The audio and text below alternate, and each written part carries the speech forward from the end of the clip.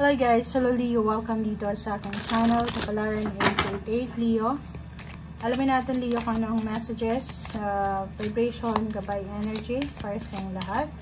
A general reading, so pwede kang makaresonate, gamitin mo yung impression sa panonood. Okay, Leo, number 14, number 5, nakikita ko sir dito na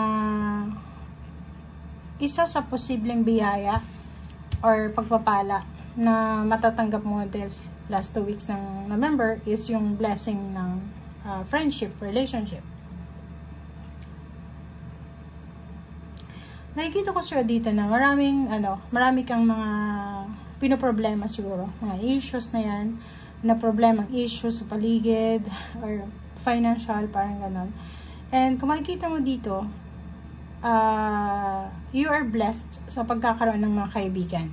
You are blessed sa pagkakaroon ng mga taong dadamayan ka sa oras ng pangangailangan mo, or you are blessed sa kung ano man ang kailangan mo, parang ganon. If kailangan mo ng kausap, meron dyan na willing na suportahan ka, kausapin ka, ganito, ganyan. Yung iba naman sa inyo dito, you are blessed sa pagkakaroon ng parang in-laws or mga pwedeng yung iba, mga katrabaho, basta ano to, relationship. Okay? So yan.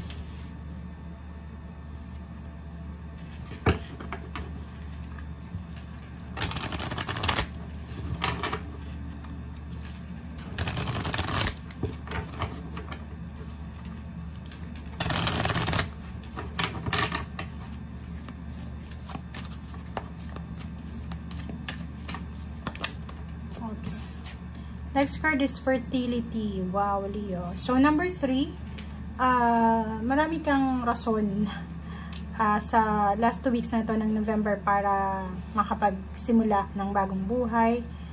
Sobrang fertile yung energy mo. So, ibig sabihin, kung babae ka, pwedeng fertile ka. Kung nasa edad ka pa ng pagbubuntis. Yung iba sa inyo dyan, maraming rason para mag-celebrate. Nasa right timing ka, nasa right track, nasa right perfect timing, perfect relationship. Okay, and kung halimbawa meron kang kino-contemplate na travel, or may mga inaalala kayong landas na tatahakin nyo, sinasabi sa'yo dito ng barahan na huwag kang masyadong mag-alala. Okay, be at peace. Huwag kang masyadong mag-panic kasi nasa tamang direction kayo, diba? Number 5, sa relationship, medyo nag-aalala ka siguro sa karelasyon mo, or posibleng nag-aalala ka sa magiging kung saan hahantong itong relationship na meron ka. Yung journey na tinatahak, lalo na kung bago pa lang na magkarelasyon like boyfriend and girlfriend, medyo nag-aalala pa. Nakikita ko rin sa'yo dito, pwedeng tungkol ito sa karelasyon. Pwedeng ikaw, may asawa, may karelasyon, may gagawin siyang isang desisyon, or magte-travel siya, or mag-relocate. So, nakikita ko na medyo nag-aalala ka. So, ang sabi sa'yo dito ng bala, huwag kang masyadong mag-alala kasi nasa tamang oras, nasa tamang lugar, nasa tamang desisyon ito. Okay? So, Knight of Wands. Sorry. Meron ditong Leo na posibleng makakatanggap ng offer, relationship offer, love. Wait lang guys.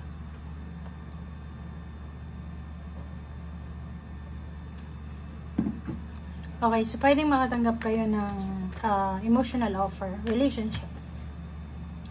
Meron sa inyong magpapakilig, parang ganun. Kung ikaw ay single, or even in a relationship ka, pwedeng may magpakilig sa'yo ngayon. Merong isang bagay ka na magdadala sa'yo ng sobrang excitement. Isang bagay na magdadala sa'yo ng sobrang kilig, confidence. Oh, wow. So, kung makikita mo dito, it's a confirmation na hindi lang pwedeng sa messages to. Pwedeng may mag-add sa'yo, and parang gusto mo rin yung taong yun. Okay? Queen of Pentacles. So, nakikita ko rin sa'yo dito na for the future siya, may posibleng parating sa'yo na financial. So, may mahawak kang pera. So, pwedeng may magbigay sa'yo, may magregalo, may tutulong sa'yo. So, nakikita natin yung justice. So, pwedeng yung kontrata to. Pwedeng may pipirmahan kang kontrata na isang malaking kontrata siya. So, ibig sabihin, hindi lang siya sa love life. Kung makikita mo dito, yung Knight of Wands is pwedeng offer ng trabaho. Posibleng makatanggap ka ng isang malaking kontrata siya. Isang napakalaking kontrata sa trabaho. Na ito ay contract signing project kung ikaw ay business person na mahahawakan mo yung salapi na to. Okay, malaking halagang pera to.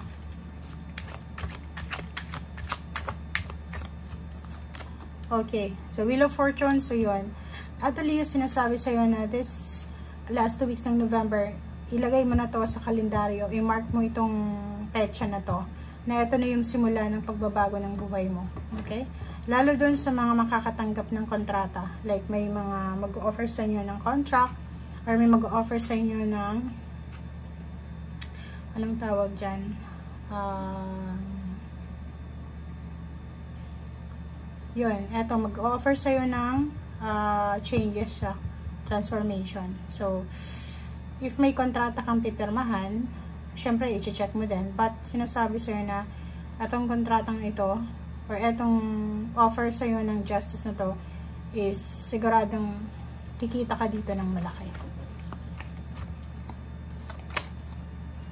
Okay, King of Wands. So, sa ping trabaho, nakikita natin na may pagbabagong magaganap. So, parang ano siya, 360 degrees na iikot yung Wheel of Fortune para sa iyo. So, ibig sabihin kung, alam for the past few months, hindi masyadong maganda yung takbo ng trabaho. Kung may business ka, hindi masyado siyang matumal yung business mo. And kung sa trabaho naman, hindi masyadong marami yung trabaho, so walang overtime, ganito na. But after the second week ng November, makikita mo na maraming magbabago sa usaping trabaho dito. Maraming mababago. Mababago siya. It's either babaguhin yung sitwasyon mo, or pwedeng magbabago yung lugar, or pwedeng yung way mo kung paano magtrabaho. So, nakikita din natin dito na may balita kang matatanggap. Relationship din siya. So, kung looking for relationship ka, relationship yung magbabago.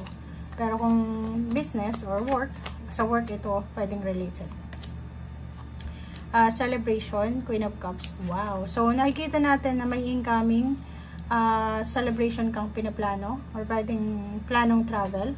So, kung makikita mo dito, it's collaboration. So, may isang collaboration, isang partnership ang posibleng mangyari na ito yung magdadala sa'yo ng peace of mind, and after, ito yung magdadala sa'yo sa buong pamilya ng katahimikan, ng parang anong tawag dyan, yung makakahinga ka ng maluwag kasi yung iniisip mo na kailangan mong ayusin ay maayos mo na siya. Okay?